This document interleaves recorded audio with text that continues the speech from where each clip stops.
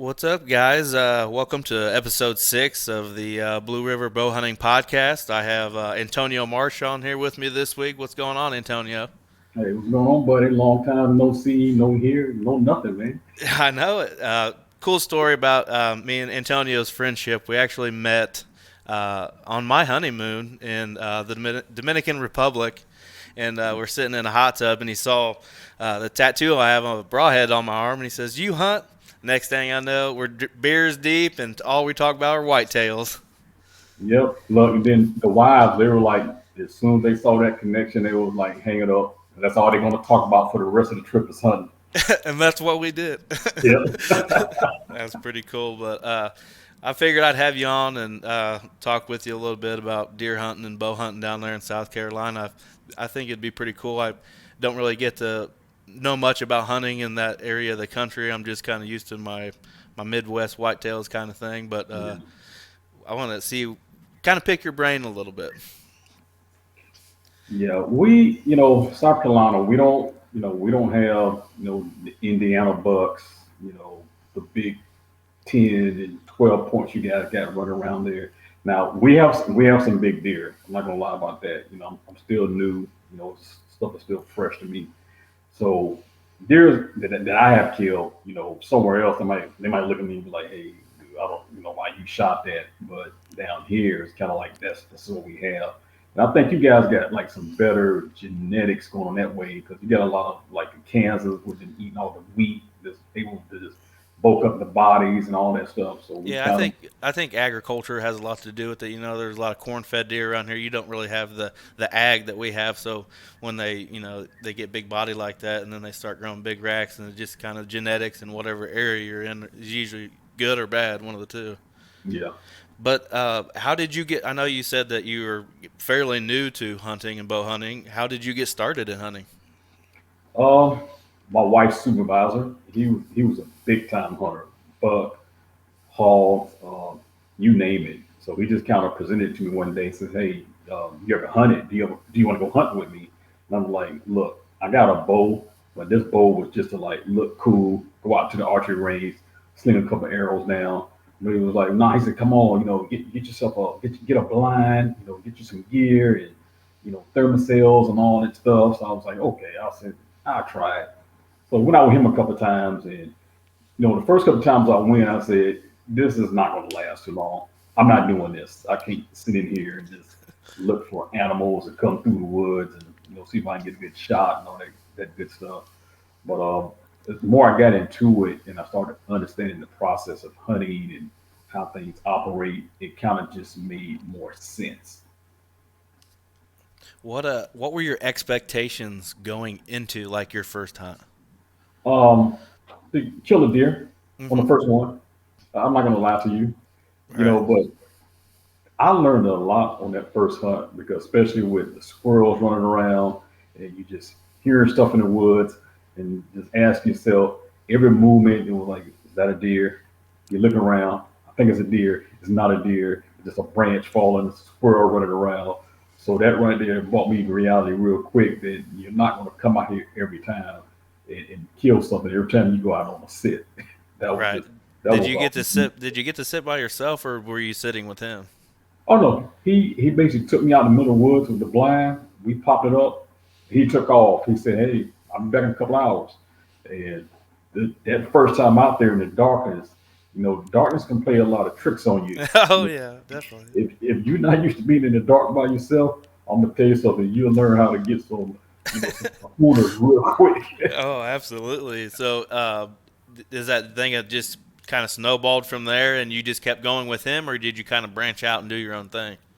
Well, him and I, we hunted for a while together because we went down to Camden because I know a lady down there has some land, 34 acres, and I met her through her son, and it was like, hey, come out here, you can hunt, and that kind of gave me a chance to kind of get myself used to hunting, and eventually he ended up moving, so then I had to get out on my own and say, hey, let me try hunting a few times by myself and see how this works.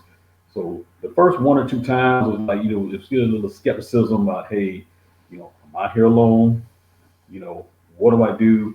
And those first couple of times, it's a good thing I didn't shoot anything because I wouldn't have known how to track, how to look for blood trails and signs. I'd have been completely lost, and I'd have been calling somebody. Seriously. Right.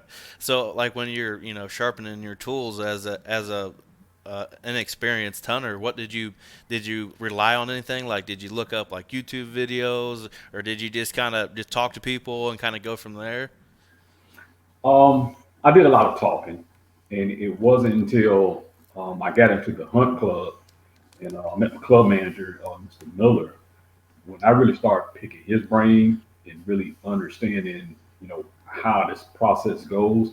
I learned a ton from him. I'm not gonna say a lot of you, and it was a lot of searching the internet, looking at YouTube videos, talking to people who hunt, but I also learned that be careful who you're talking to because I'm learning a lot of people don't know a lot about hunting if you really sit back and listen to them. Right. As an unexperienced hunter, and you start getting all this information, it's almost like an overload sometimes. From this person saying do it like this, but this person's saying doing it like that, and you almost just have to get a feel for it yourself to kind of. I mean, obviously, you're going to know the ethics of it, what's right and what's wrong Yeah, for the most part, and you're just going to have to make a choice. Do I want to really be that smart, ethical hunter? Some people just take that bad road and they make some bad decisions along the way. yeah. But you know what? The one thing I learned when I started hunting was I think a lot of hunters they overthink a lot of stuff when it comes to hunting. Hmm. So you got to figure it's me, my wife, my daughter. We're new to this. We're not professionals. We don't know what's going on. But the thing is, we kind of took a common sense approach to how do we think we should do this? Hmm. So it was like a lot of stuff. Like before, it was like, hey, stop driving your vehicle into your hunting area, and I had a bad habit of doing that when I first started. But the thing is, I was doing it, but we were still being productive. We were killing Hmm. deer, we were killing hog. So it's kind of like you start asking yourself, well, I understand the approach to hunting. You're not supposed to do this, you're not supposed to do that, but does it really make sense? Right. You know, also almost that thing where I've gone and field feeders, and they say, oh, deer won't come around because your centipede in the area. I've gone down the road, hour later, I get images on my camera, deer right in there. So what's the theory behind that? You Right. know, Especially and, with a state that you can bait and whatnot. yeah. I'm sure there's a lot of talk around that, like how often should you go in and fill your feeder or this and that. What's some of the biggest lessons you've learned? I know you're saying parking close to where you're hunting and stuff. Other than that, what are some other lessons that really turned it around for you? um, not hunting. Assuming that nothing's going to go off that day until I realized that last year was the first time I really got out and was able to hunt for myself. Because I always was taking somebody else hunting, get my wife out there, get my daughter out there, getting friends out there, getting younger people to go hunt. So last year was the first time I really got to say, you know what, I'm hunting. And I'm gonna tell you, I hunted hard. And when I went out, I mean, I was hunting Saturday morning, Saturday evening, Sunday morning, Sunday evening, and that old saying, you can't kill them if you're not out there. I learned that big time last year. And before it was like I was trying to watch the weather. Is the front coming? Is it going to rain? Is it going to be too warm? And I found instances where I would do that, and the next you know, I get images of like, well, if you were sitting out there, guess what? You had the opportunity. So Right. you just got to get in the woods and do it. That's the biggest thing I learned. Oh, absolutely. Because I've heard, kind of the same thing. Don't hunt it for the wind on this day or blah blah blah. Which I do put a lot of thought when it comes to that. But like say for instance in the rut, a lot of people would probably get out of a stand or they're blind or whatever at 10:30, 11 o'clock. They're over it. They can't sit there that long, but they don't even know that maybe most of the deer are running through that area that they're hunting at 1 o'clock. But you don't know Hmm. that unless you're sitting there, or in case you might have a camera that sends it to your phone, which is nice too. It can help you learn a lot too. Yep, I love that. How Because it was, many how many cameras are you running right now? well, I have one in my primary one, which I kind of that primary got taken away from me. my wife and my daughter took it, so basically it's no longer my property. Yeah. So I got Kind of explain the hunt club. That we don't have that kind of thing around here. I'm not sure if any of my listeners uh, are around any of that kind of thing, but kind of talk about the hunt club and what they do and how it all works out. But I mean, the hunt club, if you're fortunate to get in one, hunt clubs are hard to get into, from what I found out. And a lot is if you know somebody, it's how you really a lot of people get into hunt clubs. Hmm. So with the hunt clubs, like where we are, we have 3,000 acres, okay, and we got about 25, maybe 30 members. I'm stick on the 25 side. Okay. So basically, each of us we get two primaries. We get a primary one, we get a primary two, but then you also we have tons of club stands we can hunt. So the only thing we have to do is throughout the course of the year, we have to basically maintain the land, uh, make sure stands are in good shape, trimming leaves, making sure food plots go down, um, make sure the clubhouse is clean, just basically managing it so everybody can come in and use it. We have a shooting range. You can go out and zero your rifles. You can take a block out there and shoot your bow if you want to. But the cool thing about the hunt club, like here in South Carolina, you can hunt the hunt club on Sundays, where a lot of places you can't hunt on Sunday. Here we can hunt, pretty much 7 days a week on the Wow, hunt club. I didn't know that South Carolina was a state where you couldn't hunt on Sunday. Oh yeah, yeah, we can hunt because the hunt club is considered private land. Okay. So Is there a lot of public land around like where you live and stuff that are land that you can access? yeah, there is, but me, especially having my wife and my daughter, public land, and as well as I do, public lands can be a nuisance Yeah, it's a handful. because you can be out there in the morning, all of a sudden somebody come up and 40 yards from you. It's like, come on, man, I know you see me here, and especially when rifle season starts up, it's so much. I'm just not comfortable being on public. If I had to, I would, Hmm. but it's just not something, especially my wife and my daughter, I wouldn't want to just venture into. And that's why with the hunt club, you know, it works for me because with my primary one, it's near the front of the club. And, some of the guys saying, they won't hunt the front because a lot of big bucks won't come that way or whatever. And I'm like, well, I don't know. My wife took a good buck off the near the front. My daughter has, my bow area is pretty much down the road. My club manager's taking some huge bucks off of there, off of his wife's stand, which is down the road for me. So, I mean, if I was to leave South Carolina and go somewhere else, I would be looking for a hunt club. But Is that something that you pay into like yearly? yeah, it's yearly. Now, depending, it can be expensive because a lot of the hunt clubs, you're paying the taxes on the land because Hmm. we basically lease it from a logging company. Oh, okay. So basically, what the logging company is doing by us paying the taxes, they avoid that portion of it by letting us hunt on it. But the only thing about that, they can come in at any moment and say, "Hey, we're clearing this area," and a member may only have an hour to get out there because if they don't, those bulldozers come in will knock a tree down and next cameras, everything are gone because they don't care. Wow. Now, what would you say your style of hunting? I know that's kind of a generic question a little bit, but like, if somebody was to ask you, hey, what kind of hunter or what kind of style do you do chasing these whitetails? What would you say? um, I I look at the trail camera. Yeah, I'm not gonna lie to you. I hunt based on what I see on the trail cam. I know I did say, hey, well, you got to be out there, but I also believe that trail camera plays a huge part of being successful. And the reason why I say that because my daughter and I were hunting a hog one time, and we basically watched these hogs based on that camera. And the camera basically told me, I told her within a 15-minute interval or increment Hmm. or time frame when that hog was going to show up. And sure enough, it showed up. Now, as for a style, I don't think I have a style because, like I said, we're not traditional. I drive Right. my truck in. Now I do a lot of like scent control. I do think I wash my clothes too much. Same. Yeah, I kind of learned that, especially if I feel like I sweat a little bit. I was like, let me wash this, spray them down. which I do. I do that. Um, I will say something. I learned a lot about the wind Hmm. last year because I was trying to use a lot of some of the products, ozonics and a couple of other things. Right. And last year I just wasn't having a good feeling with ozonics, and I've killed deer with ozonics. Don't get me, I'm not gonna lie to you. I Hmm. have bucks 15 yards from me and didn't know I was there. Right. Last year for some reason the doe were like they weren't feeling it. So I had to go back to that style of, hey, just throw this out the window and just go with what you know.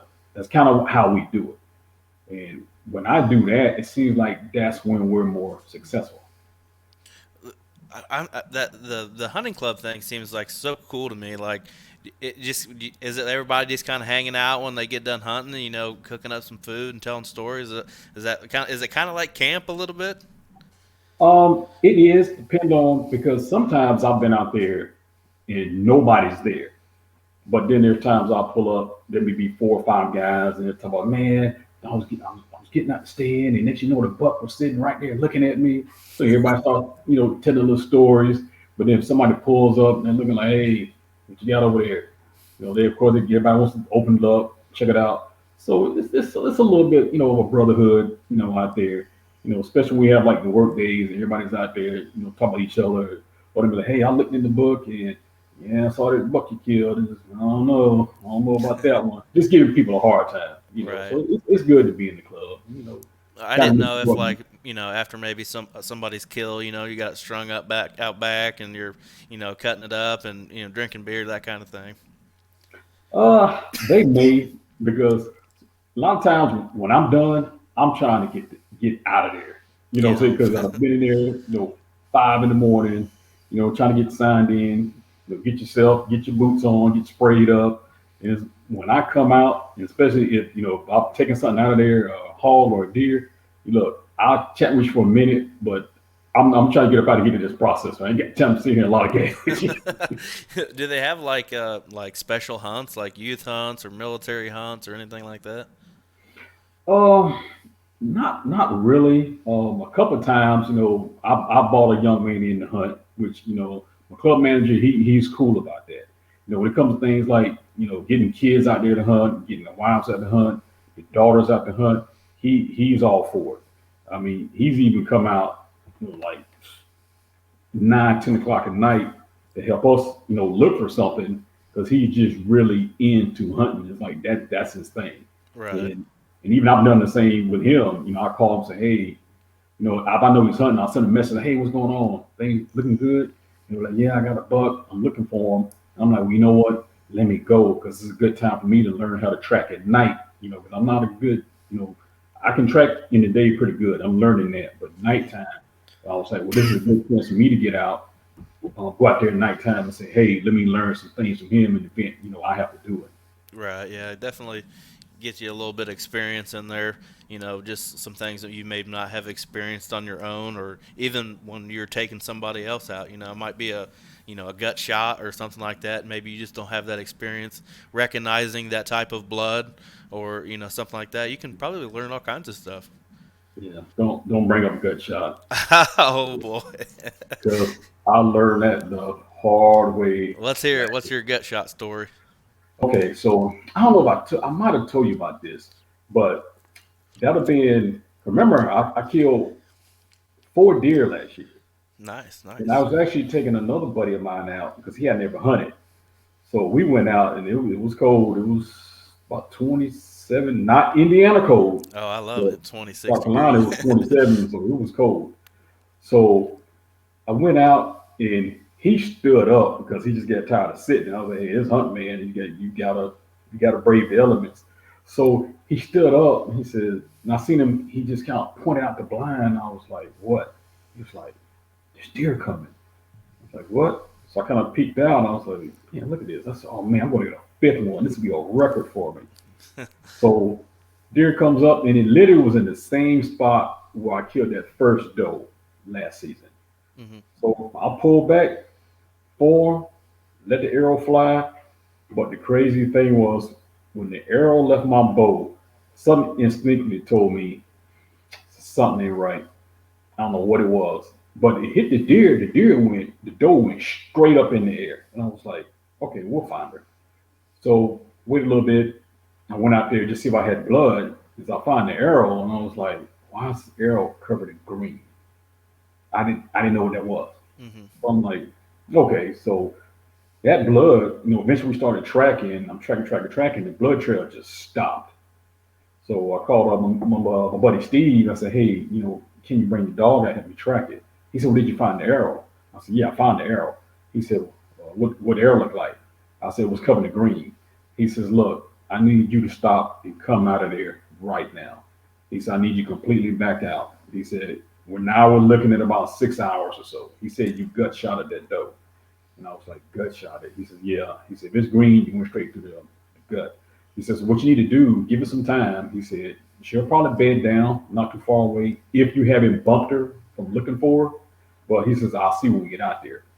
So we waited. He finally came out with the dog and everything. He looked at the arrow. He said, yeah. So the dog started looking. Dog look. And he went out there. He said, my dog's pretty good. He said, I think he knows where that deer is at. He said, but it's thick in there.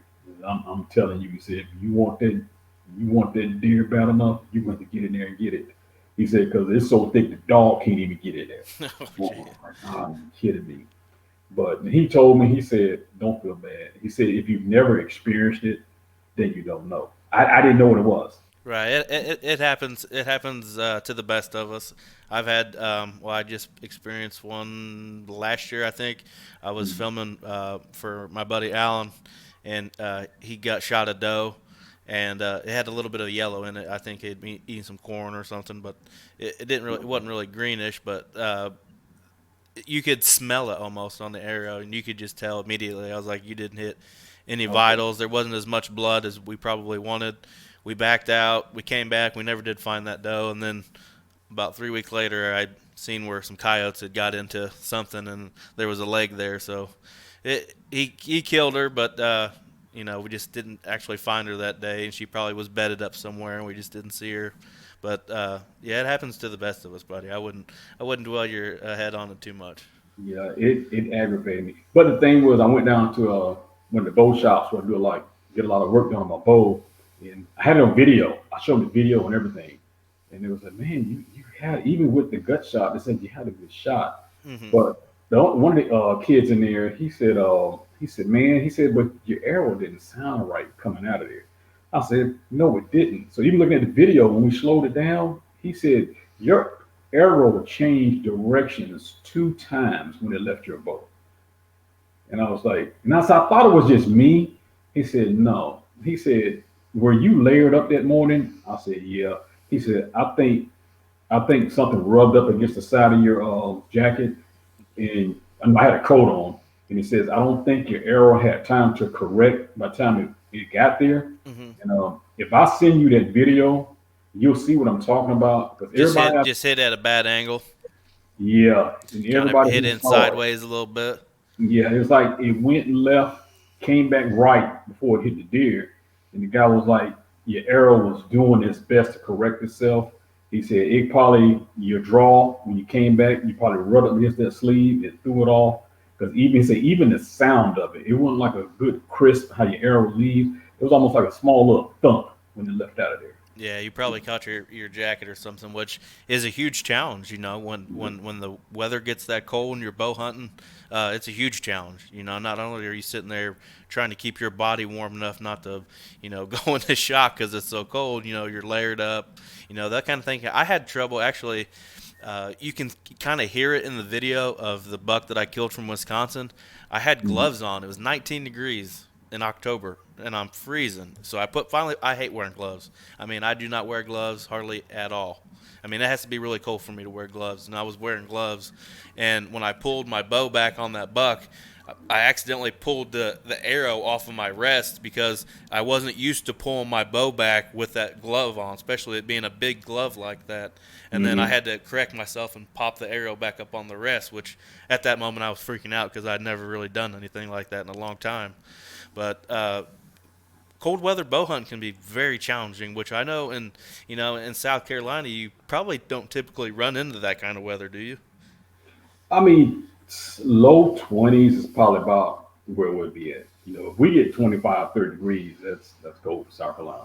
And even that morning, because like I said, I had somebody with me, and normally I'm in that blind by myself. Because normally what I do if I am layered up, if I see a deer come in, I'll take my coat off. I really do. People are like, oh, you quit, you got time to do all that. I'm like, no, you really do if you got time because if the deer's coming to eat, he's coming to eat. And if I'm hunting from a ground blind, that deer can't see me in there in the ground blind, not with all that screen and stuff up. So I've actually taken my coat off just to make sure I'm shooting like I normally do if I'm at the range. Because you're only talking maybe a course of maybe 3 or 4 minutes of just being cold until you get that shot off. And that morning, I just didn't do it. And I said, you know what? You broke your whole routine of what you normally do. And I said, you paid the cost for it. You did. Now, do you normally typically hunt out of blinds, just blinds, or do you hunt like some ladders or lock-ons or anything like that? Yeah, no, I'm blind. I'm not trying to get 30 feet up there. Like my buddy Adam say, I'm not trying to high five God. I'm not doing it. You keep me here on the ground, I'm good. Right. Well, I mean, I know a lot of people that hunt out of blinds. I don't necessarily like hunting out of blinds for deer a lot. Every once in a while, maybe a youth hunting with a gun or something like that. But normally, bow hunting, even gun hunting, I like to be up in a tree quite a bit of ways up there, 15, 20 foot off the ground. I like having that elevated look, being able to have that on my side a little bit, be able to see them coming from a distance because a lot of the stuff we hunt here is mostly open, so you're going to be able to see them coming in from wherever you're hunting. If you're hunting a ridge, you're going to see them coming down the ridge, or a lot of these field edges that we hunt. Sometimes you see deer 400 or 500 yards, and you got to keep your shit together while they make their way around to you. Nah, Brett.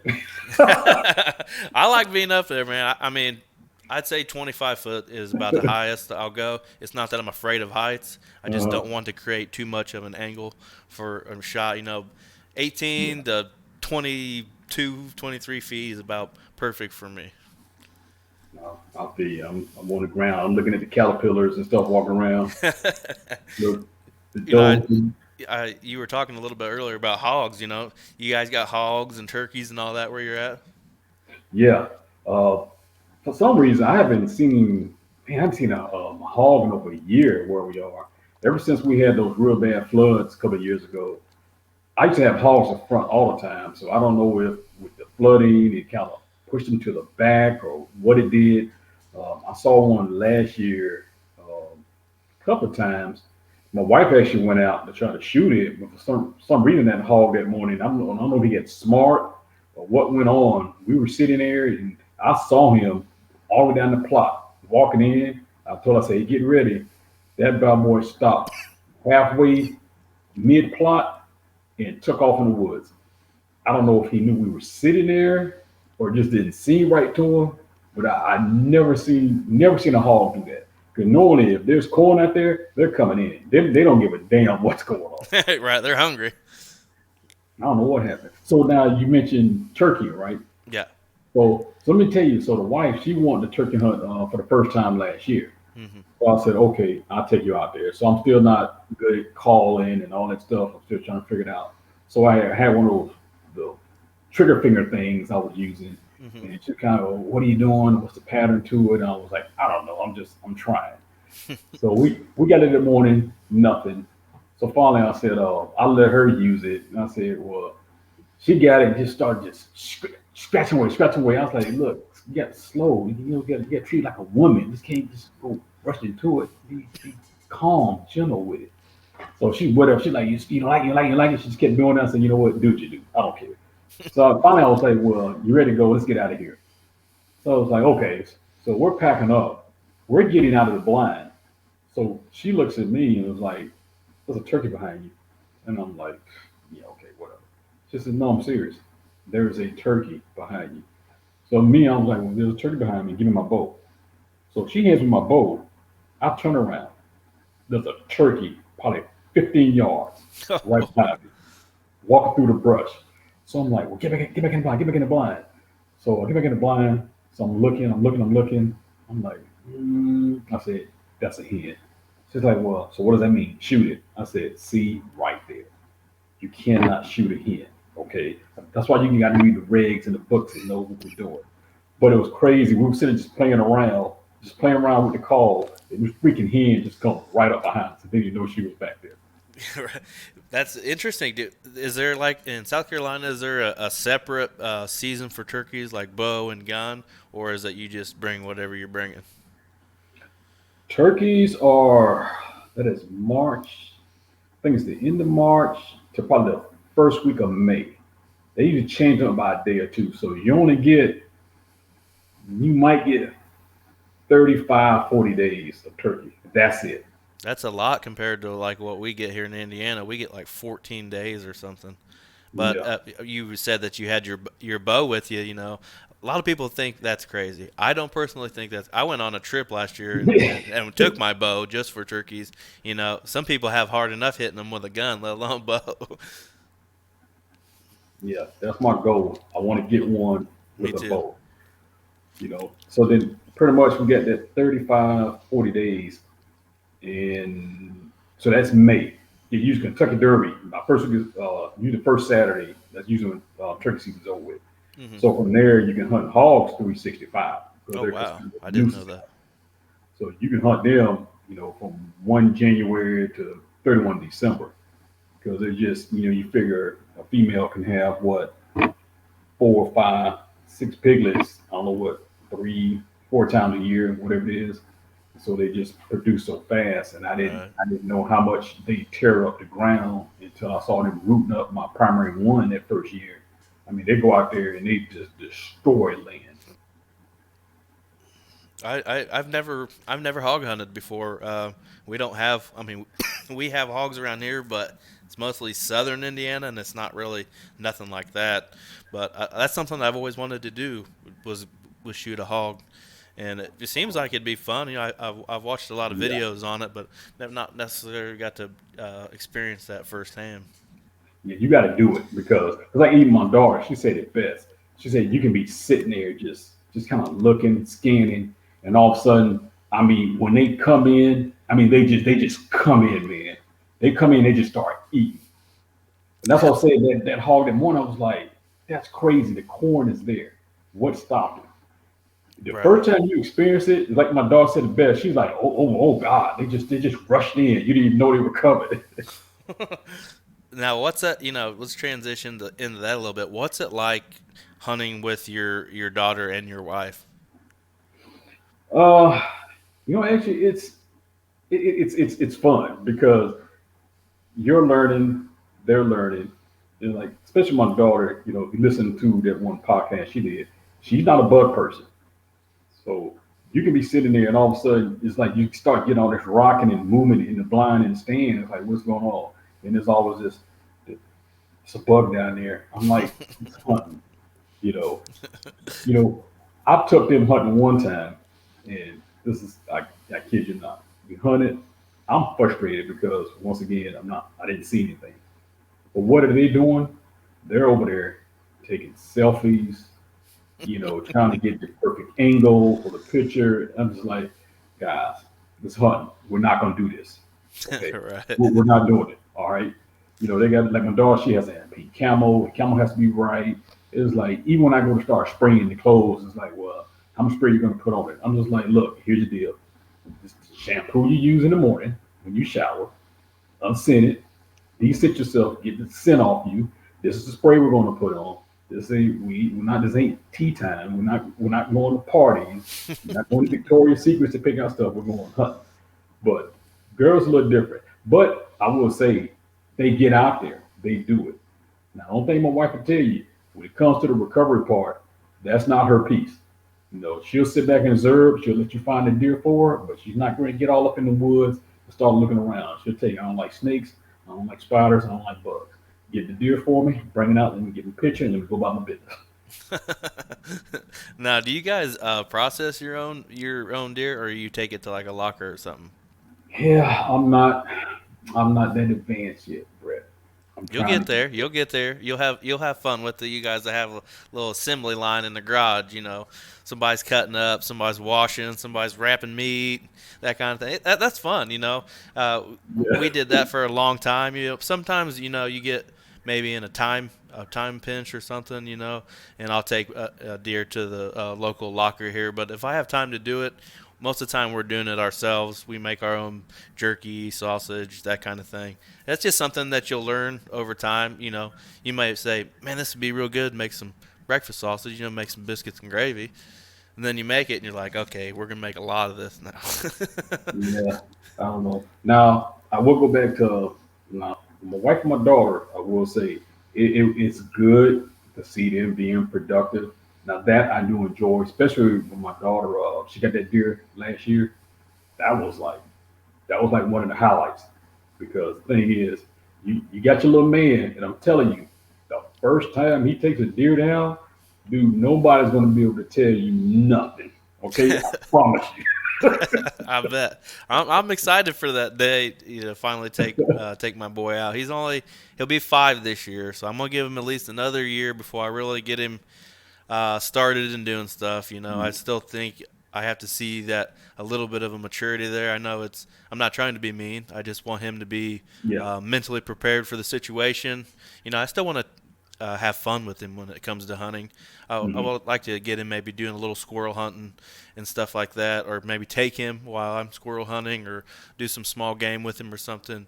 Slowly get him into maybe situations or being around firearms or equipment. And he's not a real loud noises guy. We took him to the Colts Oh, game really?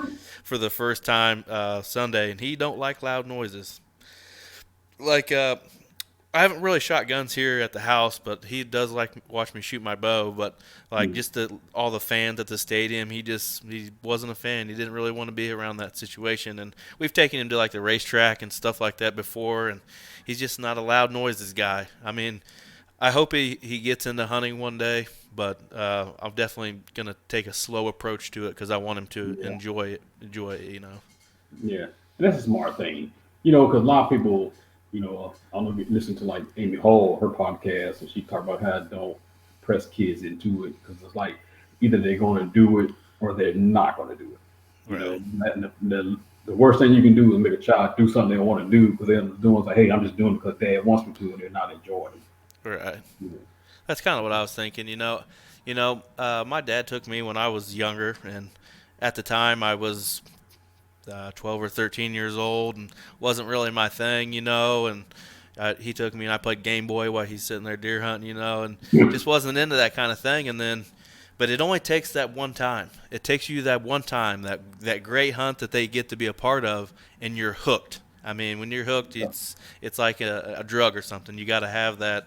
And I can remember, I think I was 14 and I got to go, and they said, "Won't you're into electronics and stuff. Why don't you we'll get a camera for you and you can film." Okay, sure. I'll try that out. We saw a bunch of deer. We were actually getting down or something. I can't remember the exact story, but we saw these two does, and they kind of hid off to the side in the fence line. These does were coming at them, and I had the whole thing on video. And right then, I was hooked. I'm like, "Well, this is fucking cool." I got to see some deer out. This is what we're chasing. This is a little different than sitting over there and not seeing anything, freezing for 4 hours. It's a little different. I think I like this. Give me that bow. Let me try this. And it just kind of took off from there. But I'm definitely ready to share those experiences with my son one day for sure. Yeah, I'm telling you, you're gonna love it. It's gonna be like, man, look, when she killed that deer last year, and the cool thing, because you process your own stuff, so we went to the processor. Hmm. We were pulling up. She took it off. And everybody was looking. I was like, yeah. I was like, she did it. That was all her. You That's got awesome. like, that's impressive.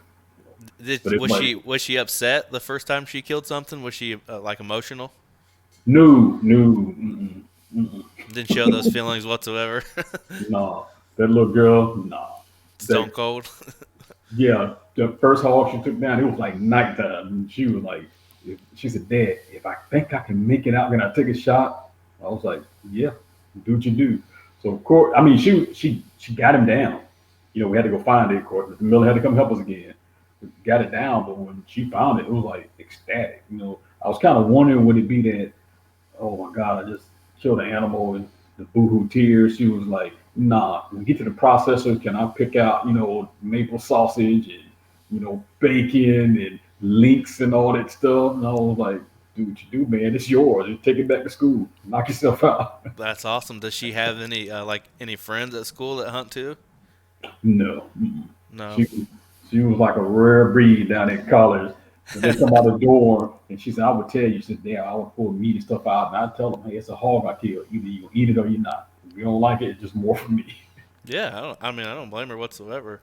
Now, what about? I would talk to you a little bit about what you guys started. Your little group on Instagram, and you're gonna be going forward doing stuff. But hunting with the Marshes. Tell me how that got started, or what made you just start doing social media.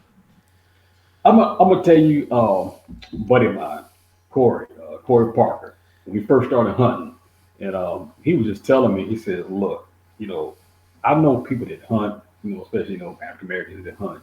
He said, "But you, I can understand." He said, "But seeing your wife and your daughter out there," he said, "that's what got me."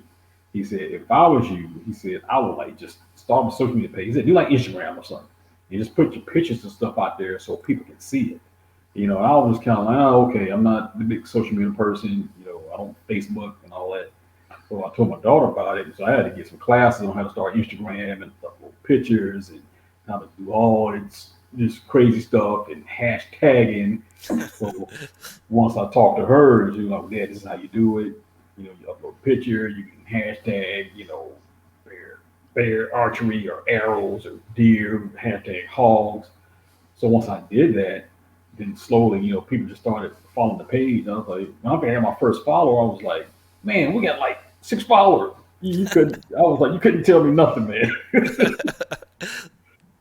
But then But when I saw like how the social media presence can like just kind of boom for you, and I was really into it, it was like I'm doing that thing every day, uploading stuff, hashtagging this, checking this out.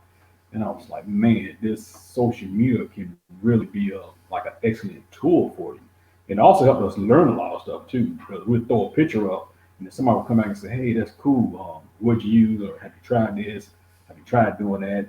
And I was like, okay. And to go back to how how you say how you learn things and about the Instagram route, I was just like, man, we learned so much.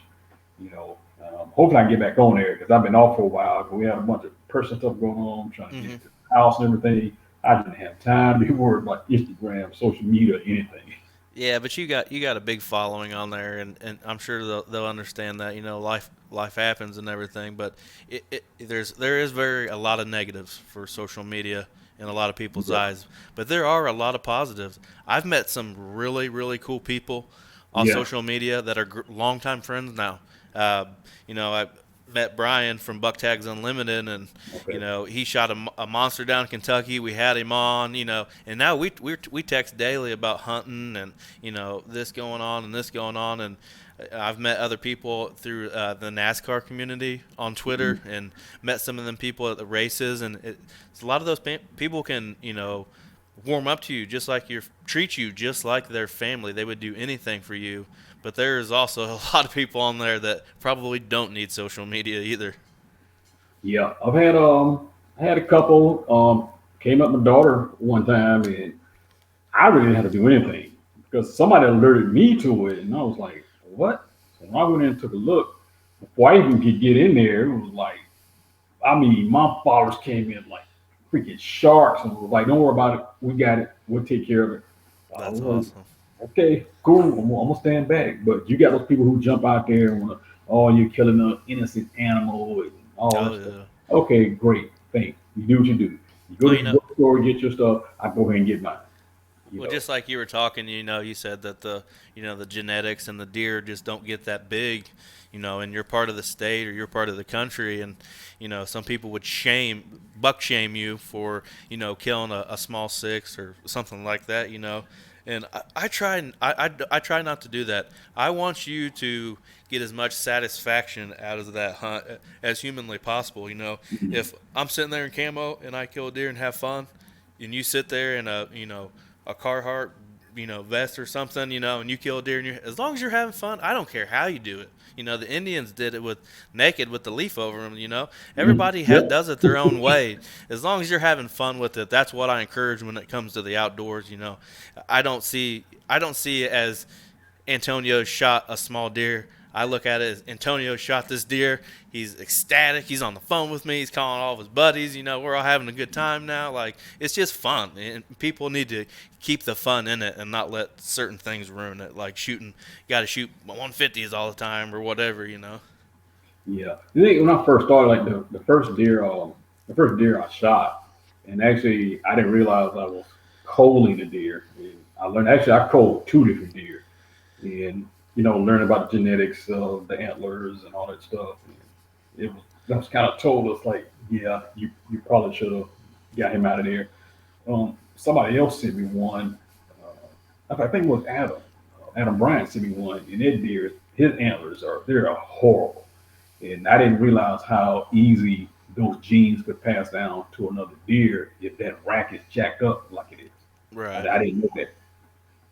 How did you form that relationship with Adam?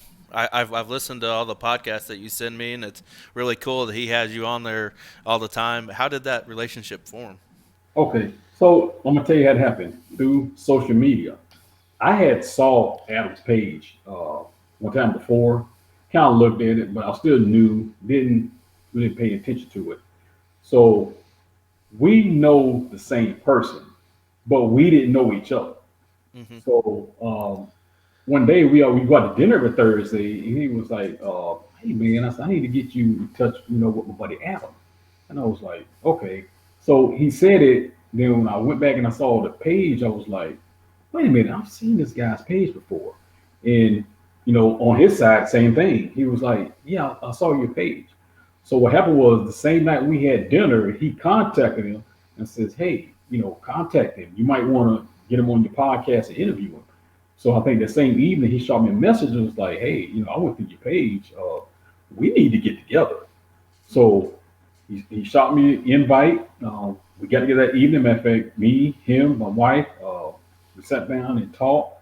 And ever since then, it was kind of like it's been like peas in a pod kind of, because Right. even he's kind of like, I don't I think he said he's an introvert or whatever he told me.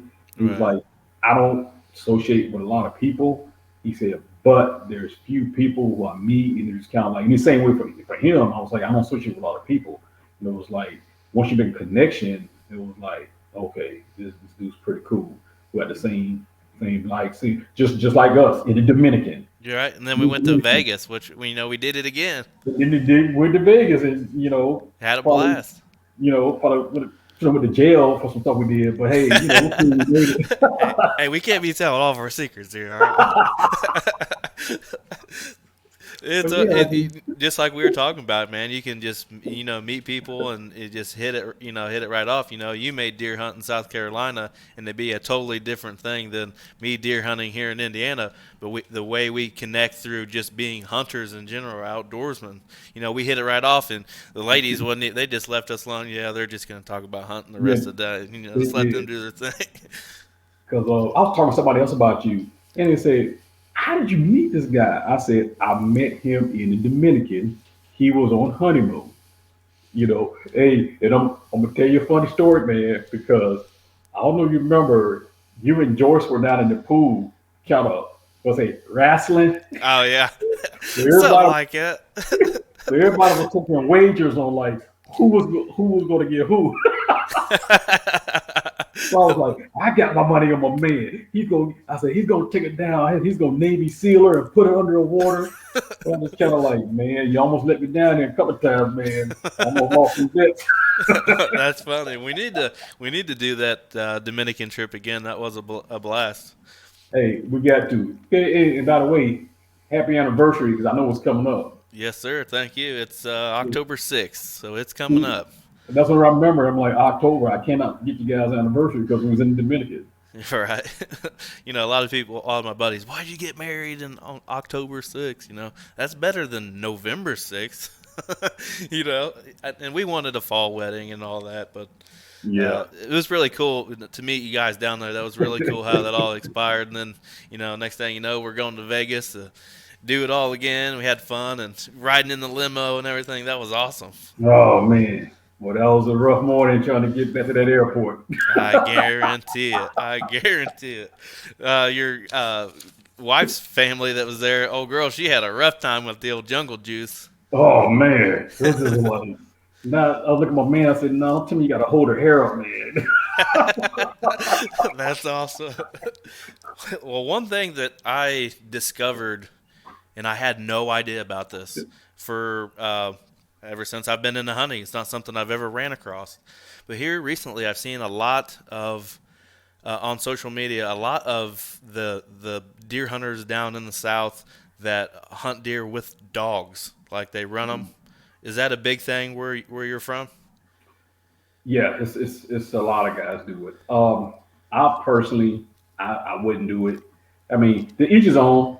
You know, Right. you do some people. I think a lot of people enjoy the fact of, I guess, watching the dog work. Hmm. That's why a lot of them, because a lot of guys sit there and say, "I just like to see that dog track a deer, track a deer." You know, me, I'm just more of a, I mean, people say, "Well, you're really not traditional because you're using feeders and corn," but I want to be there, just kind of sit, see if what I'm Stationary. doing is working. You know, uh, going through the woods with the dogs and everything. It's just not something I would do. I mean, maybe a hog. I maybe contradict myself. I like to do that with a hog. So maybe a hog and deer is no difference, but I you kind know, of have the same aspect on that, I guess, or outlook on that. I don't think I would like hunting deer that way. I think it would be cool to check out, like you said, watch the dog work. I get a mhm. little bit of to check a little bit of that when we start duck hunting around here. We watch the dog, retrieve our birds and whatnot. But deer, I don't think I would like that as much, probably just because of how I deer hunt and how I was taught to deer hunt. I don't think I would like it as much. I like being stationary.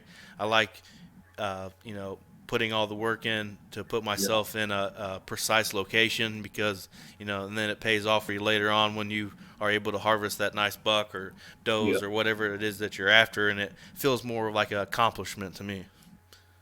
yeah. I tell you, I'm gonna try to tick you up on getting up there, but Absolutely. we got to get some heaters or something. Um, we- I say I don't think you may not like it because it's going to be cold and I'm going to be off the ground. Man, I don't know. I gotta get my mind right. What do y'all get down to, like the teens, below zero?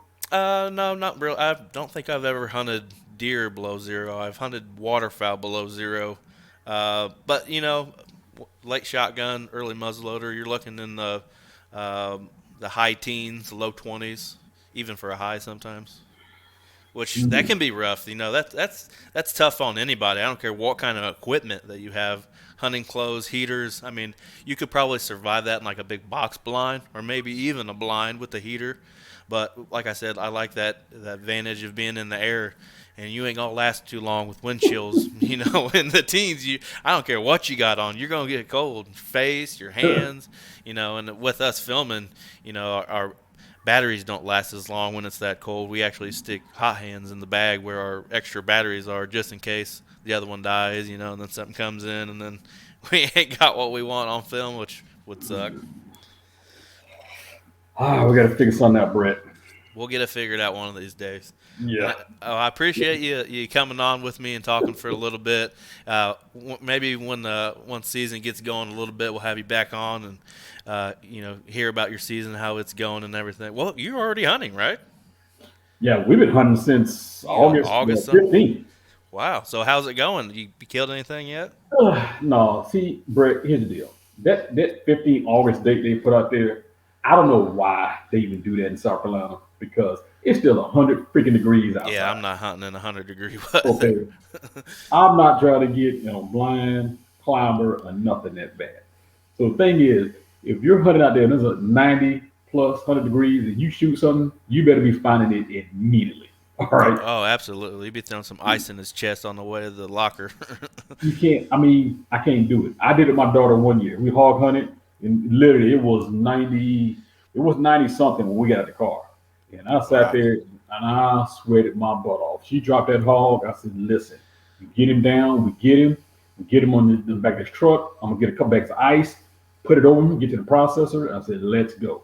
I mean, it was smoking. I would never do that again. That Uh, was insane craziness. I bet. So, how many have you got out? Have you had the opportunity to get out yet, or are you just kind of waiting for it to cool off a little bit? We it's cooling off. I may try to go Saturday. So I'm normally I don't start till about usually about mid October, and now I know I can go into deep in December after getting those two doe last Hmm. December. So if I start mid October, I got a good 2 months of hunting, and I've always had the most productive hunts, usually by mid to end November.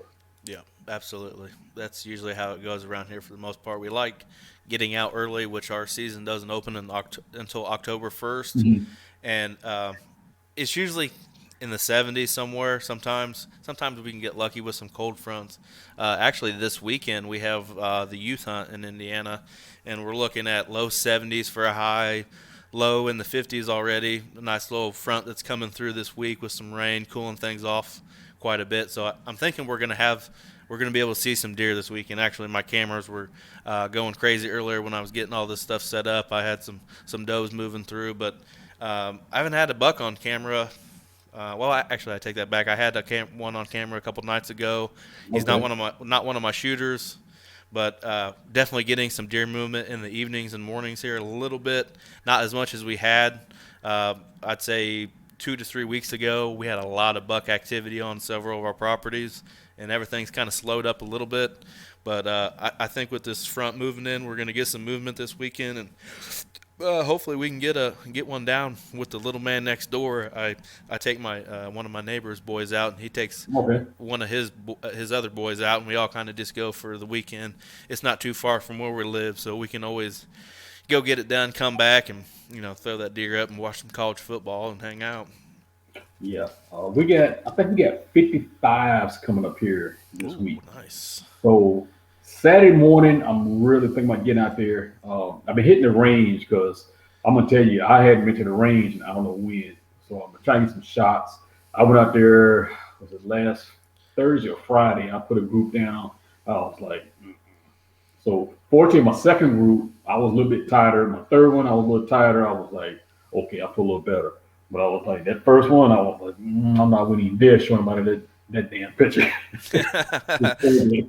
Well, I know you had been busy with your house and all that stuff, so Yeah. I know how that can go. I kind of had that a couple summers ago when we were moving into our house and getting it fixed up. Mhm. I really didn't get that summer practice that I needed, but it all comes around. You'll get your time and get your practice in, and start hitting them stands up. Hopefully, you can get one down this year, man. Yeah, so my daughter, she's kind of hyped up because she's been messaging back and forth the last couple of weeks, and because she really hadn't hunted a lot, and she was like, "I'm ready to go." So I'm like, "Man, I got a feeling I'm gonna be doing a lot with her, especially if my wife ends up going too." So Hmm. I'm like, I might end up having to put her in the blind and my daughter in the stand. 'Cause that's what happened last year. I had my daughter in the stand. I was with my wife. She was bow hunting, and she took that buck down. She sat by herself and everything. That's So awesome. That I is was like, really awesome okay. to see him progress like that from, when you guys first got into it now and she's going off on her own and killing deer. That's a quite a bit of an improvement in just a few years. Yeah, because even that morning when I got her in there, like I said, our style, just not traditional. We were going in that morning, and sure enough, walking in, my trail camera went off, and we're probably literally 40, 50 yards down the road, and we got a buck in there where I'm trying to get her in that same stand. Oh man. So basically, I said, look, go red light, and let's see if we can get you in. I got her in the stand, got her set up, and I was coming down, and I kid you not, as I was walking out of there, I could hear that buck walking around in the woods.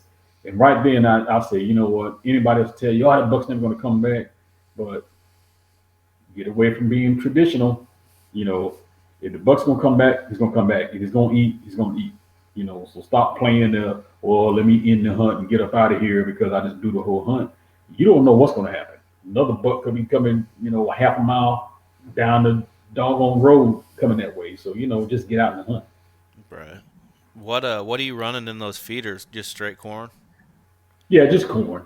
Just That corn. I think that thing will hold about 120. 120 pounds, maybe four, maybe 160 pounds of corn. And I'll run it in the morning, usually about maybe a good hour before the sun comes up. So I'll be changing times here pretty soon when time's going to change. So right now I got it going off at 6 a.m. and 6:30 in the evening, I think it is. It might be flipped around. I'm not Is that sure. something that you can control, like with your phone? No, I don't. No, you have to manually set it up that I way. have to actually be out there and change it. Only thing I control, the camera. But you want to do so much with the camera too. Right. But I think I don't know. Are there feeders out there where you can do that? I don't know, honestly. We don't get to do that kind of thing around here, Okay. so I don't really know the technology. I'm sure there's something out there where you can probably control the feeder from your phone. I mean, there's a lot of technology out there. I wouldn't be surprised if that kind of thing exists. Yeah, because I thought about that one morning because I was sitting there and my feeder didn't go off, and I'm just kind of like, what the heck just happened?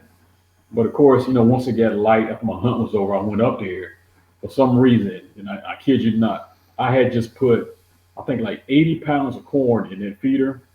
Something happened. I guess the spinner got stuck, and it dispensed every kernel of corn out of the feeder.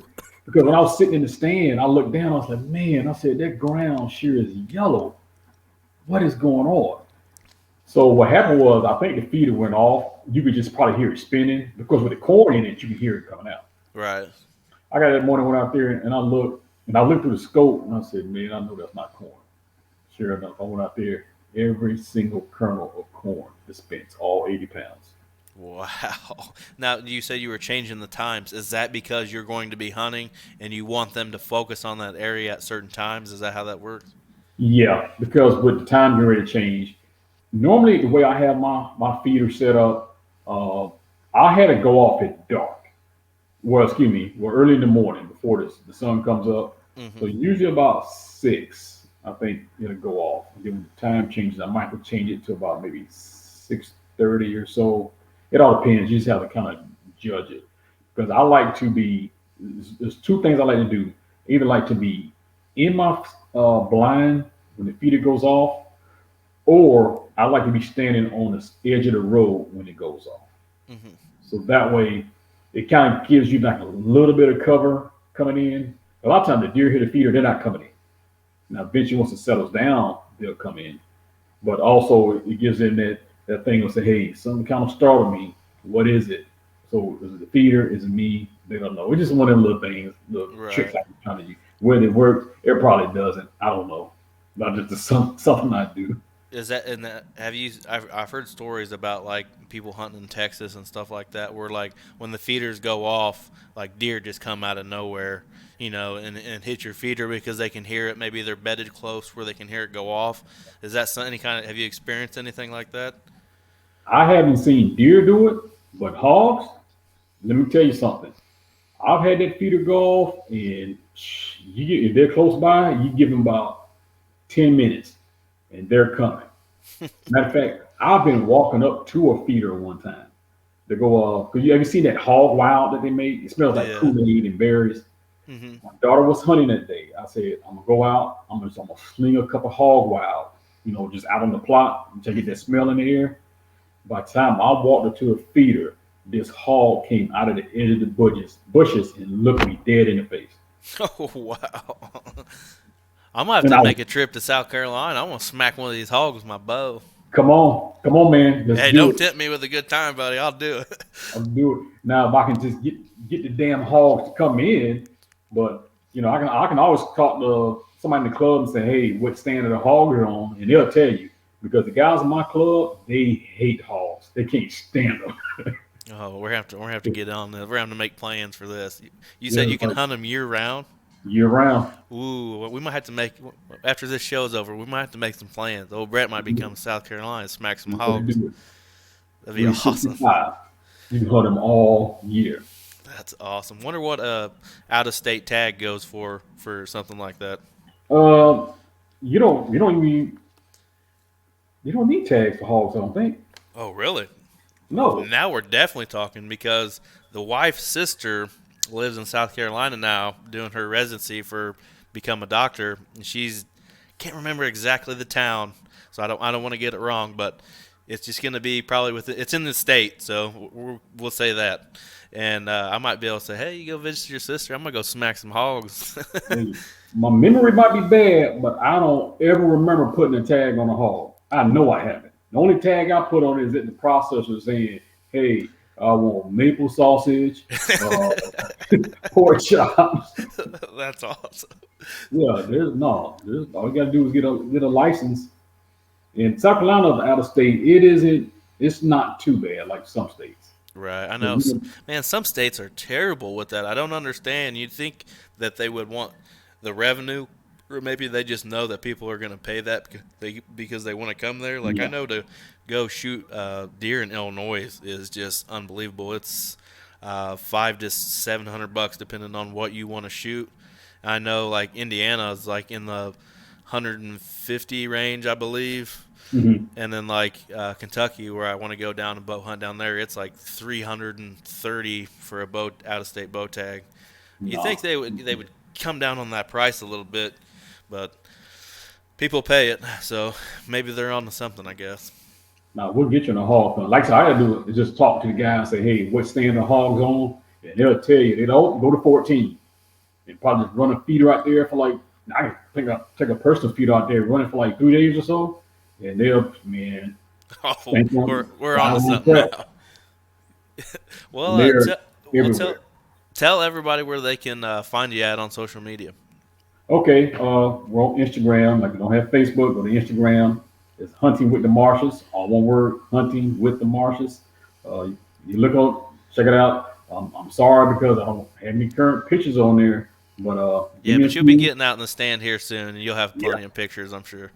yeah. My daughter's already like, look, we got to put some stuff on the page. She was like, look, your little hiatus is over. She said, we got to get the page back up and going. Well, I appreciate you coming on with me, man, and doing this. We'll definitely get you back on at some point to talk some more hunting with you. Hopefully, big buck story is what we're hoping for. Yeah, Brett, tell Joyce and the little fella hello. Glad catching up. I gotta stay in touch. Like I said, I'm back in the game now, man. I'll stay in touch and hear about the calls and get some hunting stuff Absolutely. going on. And I got this doggone house out the way, so I gotta get back to my normal life now. Yeah. Well, thanks for everybody for watching. Follow us on Facebook, Instagram, Twitter. Go over to YouTube, hit that red button for us, subscribe for us, and you'll get to see plenty of more of these interviews. And hunting starts this weekend. We get the youngsters out for youth weekend, and hopefully we're able to pull that off for you guys. But thanks for Yep. listening. Have a great day. All right, Brett.